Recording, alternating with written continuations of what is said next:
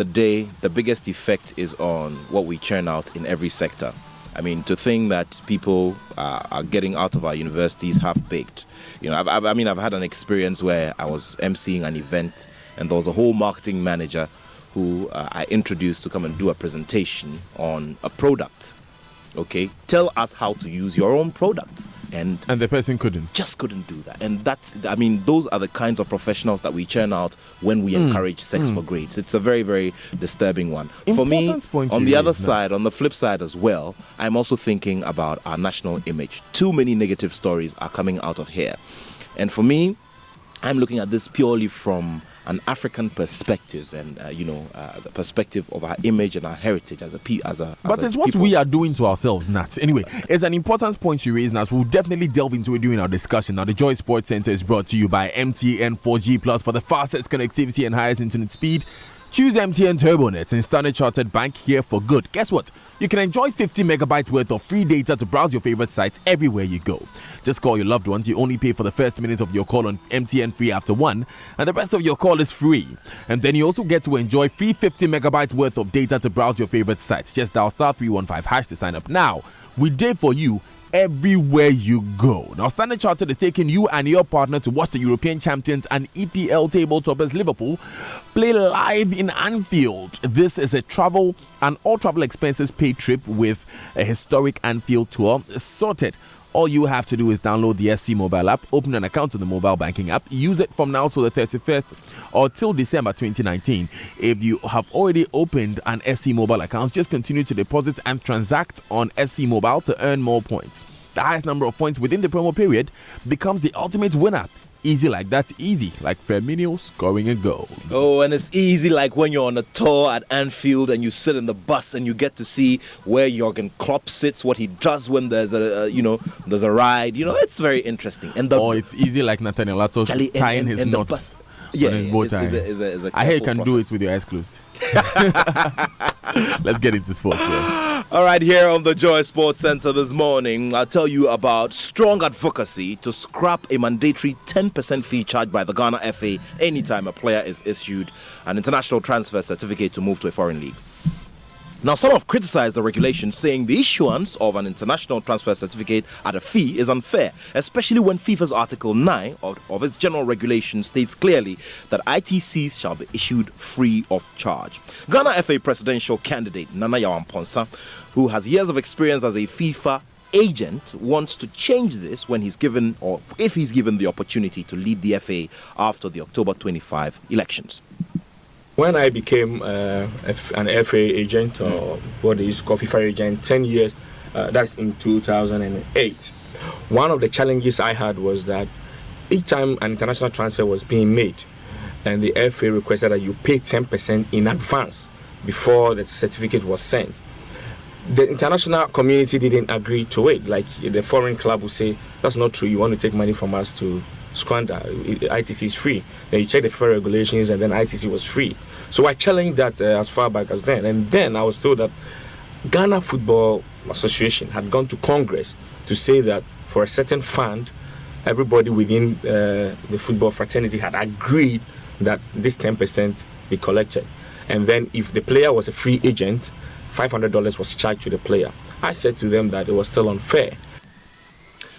All right, so more of the football politics, and disqualified GFA presidential aspirant Wilfred Osekweku, a.k.a. Palmer, has filed an appeal on the Normalization Committee's decision to disqualify him from the October 25 election. Here is his chief strategist, Ebo Apia. He spoke to us on yesterday's edition of the Joy Sports Track. We have successfully appealed against the decision and asked for the record of proceedings. So we believe that our appeal will be heard and then our case will be upheld. In the midst of all this, we are urging all our supporters to remain calm. Our leader is a calm person, he's a law-abiding person, and he believes that we have a good case. And so we should just remain calm as the Normalization Committee and the Election Committee hears our case, and then we'll take it from the next level. And we are hoping by the close of tomorrow we'll hear from them. So what happens if what you seek is not what you get from the Normalization Committee? Our legal team will take the next legal step. Well, so that was Joy Sports, Enoch Fifi Forson speaking to Palmer's chief strategist, Ebo Apea. Some more football politics, and two Premier League clubs, Asante Kotoko and Mediama SC, have thrown their weight behind George Afriyie to win the GFA presidential election. Both clubs communicated their support through their official Twitter handles. George Afriyie, who has welcomed this, says that he is the man for the top job. We need somebody who is tried and tested, and that there's no time for Matramakwe.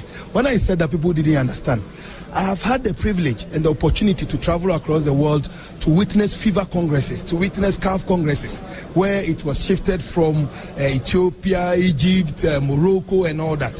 So it can be done. First of all, if you agree with me that the football constituency, Bunohafo, is the largest football constituency, then you need to make an effort to try and get closer. Again, I agree that yes, you need the media to try and disseminate this information for you. But again, you also want to sell the message to the people who are going to vote for you first. Because if they don't vote for you, even if the media sell the message, and the man who is going to vote for you doesn't understand what you are telling him, it becomes very difficult. The very vocal George Afriyie, who is one of 6 candidates vying for that top spot of presidential, status of the Ghana FA. Let's do some more here on the Joy Sports Centre. And Kato Kreku has been touring the nation and selling his ideas and policies on igniting passion and creating wealth for all. He's been explaining his strategy. We've been very comprehensive in our planning. We are very strategic, and this is part of our strategic plan. Primarily, if you want to administer football in this country, you need to know what the industry needs, what the challenges are, and what you have to do. Primarily, on our part, we engaged the clubs. We did what we call a research, it's scientific, and we came out clearly with a manifesto that needs our members at the point of their need, okay? The rest is for everybody to judge. Kato Kreku there. Meanwhile, FIFA has extended the mandate of the GFA Normalization Committee to enable them supervise the upcoming elections. Now, the second mandate of the Normalization Committee expired on September 30, and in view of the upcoming elections on October 25, FIFA has extended the mandate to November 17 to enable it complete the process of electing a new president and an executive committee for the Ghana Football Association. Let's do some more and throw the focus on women's football. And it's match day for the Black Queens as they come up against their counterparts from Kenya in a second leg Olympic Games qualifier today in Nairobi.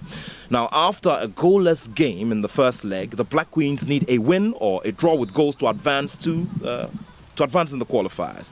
Coach Mercy Tego Kwaku and her team are very confident of getting a good result. In as much as the away team has come to draw with us, we are also capable to go back to our yard to beat them.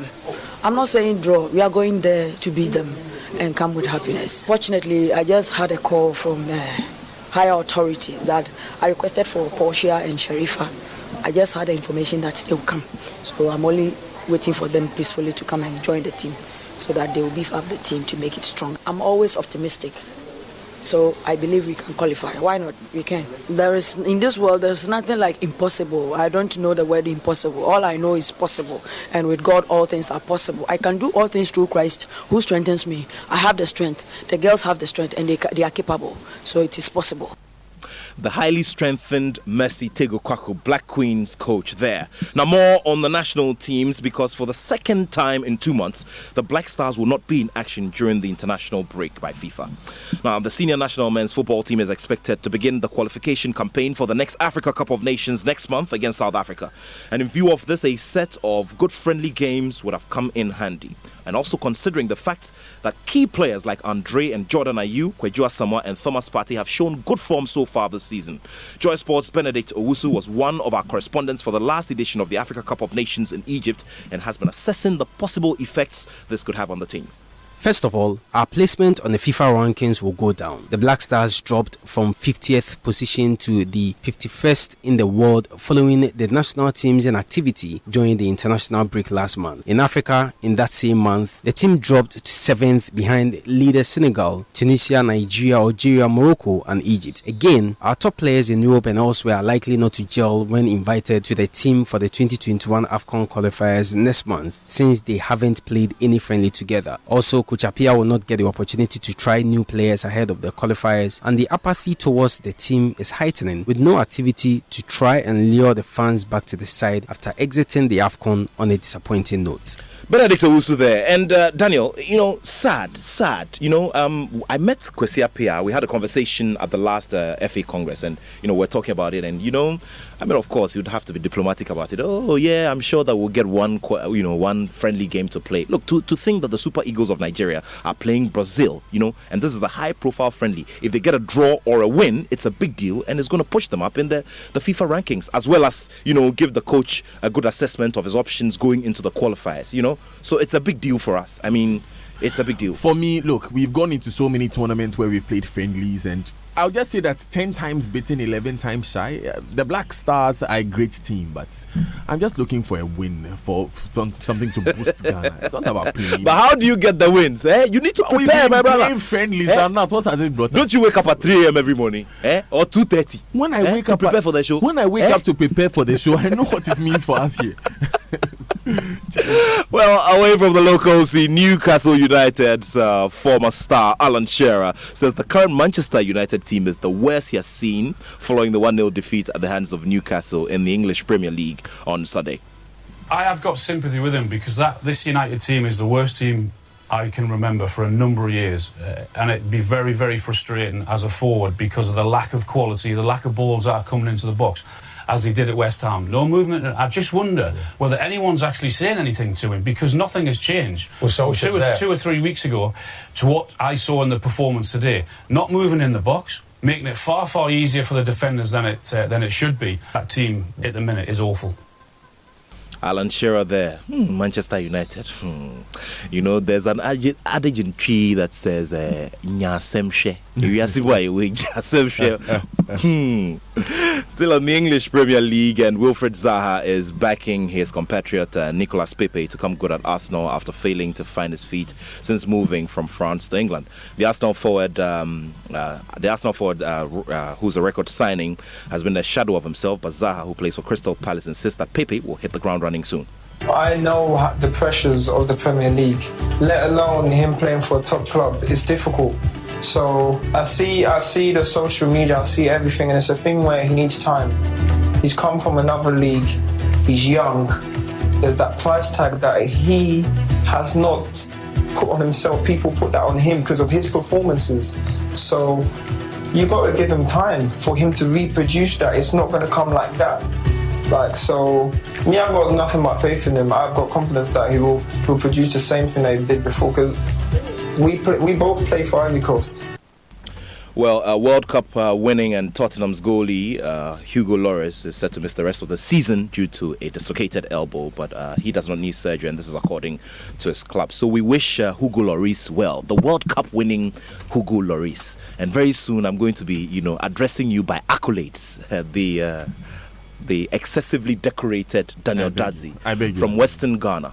I beg you. Charlie, have a wonderful one. Yeah. Have a wonderful, wonderful day, my brother Nat. And you will have a wonderful day as well. You staying with us on the Super Morning Show to listen, because there's quite